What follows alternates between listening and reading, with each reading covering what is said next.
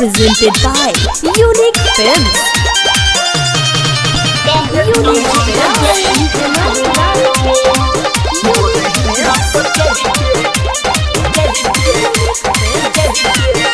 Mixed by Happy Digital Recording Studio Chanpatia.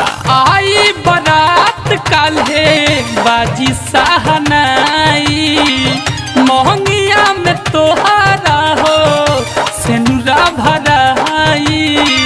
अरे जाना सुनो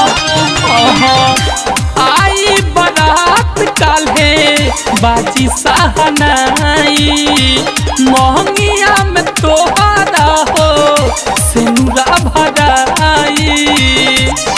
हमके ऐसे ताड़ पाके अब तू फाल पैबू हो। हमके ऐसे ताड़ पाके अब तू फाल पैबू हो। बरे जा पचढ़ के हे करे जा काल्हे चल जईबू हो। बरे जा पचढ़ के एक करे जा काल्हे चल जईबू हो।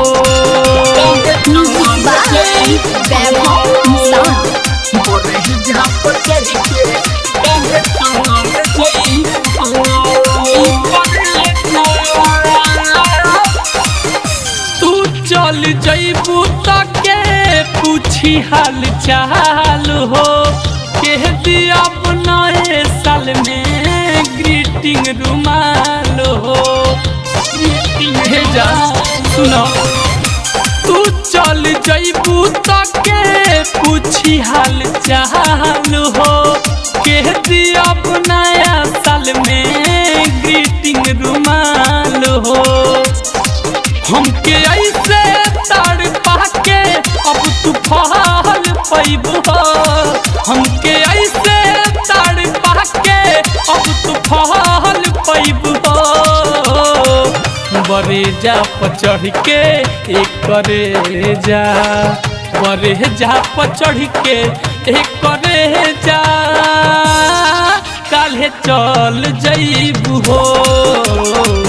बरे जा पचढ़ के एक करे जा काल्हे चल जईबू हो।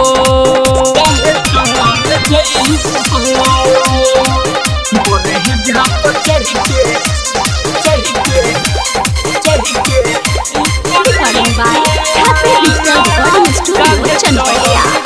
उज्जवल विवेक तो है कैसे भुलाई। ऐसे निमन दे दो खाली जहर के दवाई। अरे जान के सुनो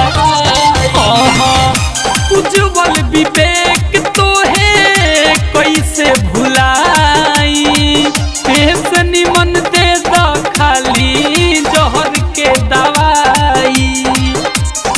प्यार कह के हमसे वैभव संगे ढल जईबू हो। हम न जननी तू वैभव संगे ढल जईबू हो। बरे जा पचढ़ के एक करे जा बरे जा पचढ़ के एक करे जा काल्हे चल जईबू हो। बरे जा पचढ़ के एक करे जा काल्हे चल जईबू हो।